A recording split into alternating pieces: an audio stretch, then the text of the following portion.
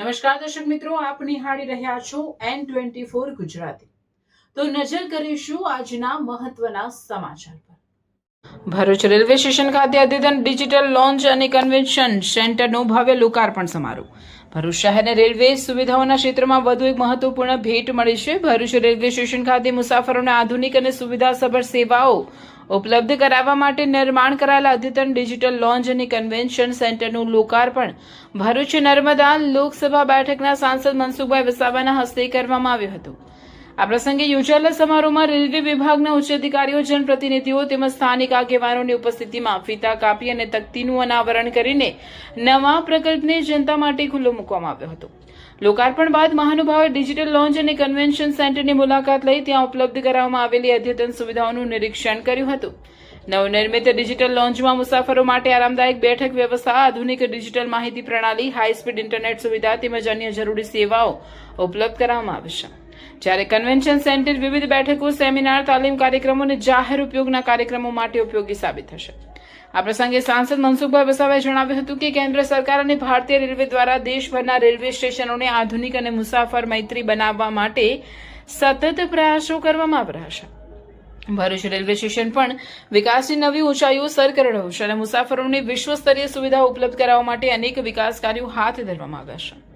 સમારોહમાં વડોદરા રેલવે ડિવિઝનના divisional railway manager Raju Bhukya, senior DRM Narendrakumar, railway સલાહકાર બોર્ડના સભ્ય જીતેન્દ્ર રાજપૂત, રેલવે વિભાગના અન્ય વરિષ્ઠ અધિકારીઓ, કર્મચારીઓ તેમજ મોટી સંખ્યામાં આમંત્રિત મહેમાનો ઉપસ્થિત રહ્યા હતા। કાર્યક્રમના અંતે ઉપસ્થિત મહાનુભાવે ભરૂચ રેલવે સ્ટેશનના સર્વાંગી વિકાસ માટે હાથ ધરાયેલા વિવિધ પ્રકલ્પોની પ્રશંસા કરી હતી અને ભવિષ્યમાં મુસાફરોને વધુ સુવિધાઓ ઉપલબ્ધ કરાવવાની પ્રતિબદ્ધતા વ્યક્ત કરી હતી। આ પ્રકલ્પ ભરૂચ રેલવે સ્ટેશનના આધુનિકીકરણ તરફનું વધુ એક મહત્વપૂર્ણ પગલું માનવામાં આવી રહ્યું છે। આજે ભરૂચ રેલવે સ્ટેશનને પેસેન્જરોની અપેક્ષા મુજબ અદ્યતન પ્રકારની સુવિધાઓ અમે આપી રહ્યા છે। એમાં ડિજિટલ લોનનું આજે ઉદ્ઘાટન કરવામાં આવ્યું। આ ઉપરાંત બાકીની પણ ઘણી બધી રેલવે સ્ટેશનની પેસેન્જરોની અપેક્ષા મુજબની સુવિધા અમે પૂર્ણ કરી રહ્યા છીએ। લિફ્ટથી માંડીને જે પ્લેટફોર્મમાં જે સુધારો વધારો કરવાનો હોય, પેસેન્જરોને કોઈ પણ પ્રકારની તકલીફ ના પડે, એન્ટ્રીમાં પણ તમે જોશો તો ભરૂચ રેલવે સ્ટેશન પહેલાં કરતાં હમણાં બહુ મોટું પરિવર્તન આવ્યું છે। અને અમે જ્યારે પેસેન્જરો અથવા આમ જનતાને બહારથી પૂછે તો ખરેખર લોકો બહુ ખુશ છે રેલવેના કામગીરીથી। સુંદર પ્રકારનું રેલવે સ્ટેશન આજે બની રહ્યું છે અને હજુ પણ આવનારા દિવસોમાં જે પેસેન્જરોની અપેક્ષા છે એ મુજબની તમામ પ્રકારની જે મોટા જે રેલવે સ્ટેશનો છે, બરોડા છે કે સુરત છે કે મુંબઈ, એવા રેલવે સ્ટેશનની જેમ જ આ ભલે રેલવે સ્ટેશન ભરૂચ નાનું છે પરંતુ તમામ પ્રકારની સુવિધા અમે ઉપલબ્ધ કરી ચૂક્યા છે અને આવનારા દિવસોમાં હજુ પણ ભરૂચ રેલવે સ્ટેશન સારામાં સારી સુવિધાવાળું સજ્જ કરીશું અને પ્રજાને કે પેસેન્જરોને જે પણ નાની મોટી તકલીફ પડતી હશે એને હંમેશા અમે સતત ધ્યાનમાં રહી અને એ તકલીફ દૂર કરવાના સતત પ્રયત્ન કરીશું।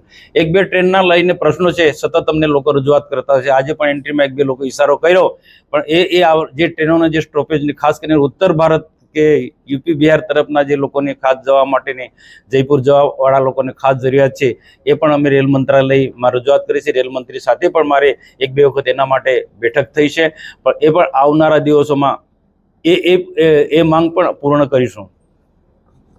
नमस्कार। भरूच स्टेशन का सुधार का कार्यक्रम जो है, भरूच स्टेशन इम्प्रूवमेंट वर्क जो है, अमृत भारत स्कीम जो माननीय प्रधानमंत्री ने इनिशिएट कराई थी, उसके तहत डेवलपमेंट हो रहा है स्टेशन का। इस संदर्भ में माननीय सांसद श्री भरूच स्टेशन पे निरंतर आते रहते हैं। पिछले साल भी सर की 2 बार विजिट हुई है। उसमें सर ने कहा कि जो कार्य हुआ है, एंट्री की इम्प्रूवमेंट दोनों तरफ की, वो अच्छा कार्य हुआ है और साथ ही पैसेंजर को निरंतर और बेटर फैसिलिटीज दी जाए। इसी श्रृंखला में सर ने हमें कहा था कि जैसे बड़ौदा में एक डिजिटल लॉन्च बना है, सेम उसी तरह का भरूच में भी कुछ फैसिलिटी हम डेवलप करें। तो एक जो हमारी जर्जर पड़ी जगह थी उसको हमने NFR में इसको डेवलप कराया है। ये बड़ी अच्छी फैसिलिटी भरूच के नागरिकों को, पैसेंजर्स को मिलेगी, ताकि जो ट्रेन पकड़ने आएंगे यहाँ बैठ के बड़े मिनिमम रेट में यहाँ बैठ के चाय नाश्ता कर सकते हैं और ट्रेन पे अपने अग्रसर हो सकते हैं।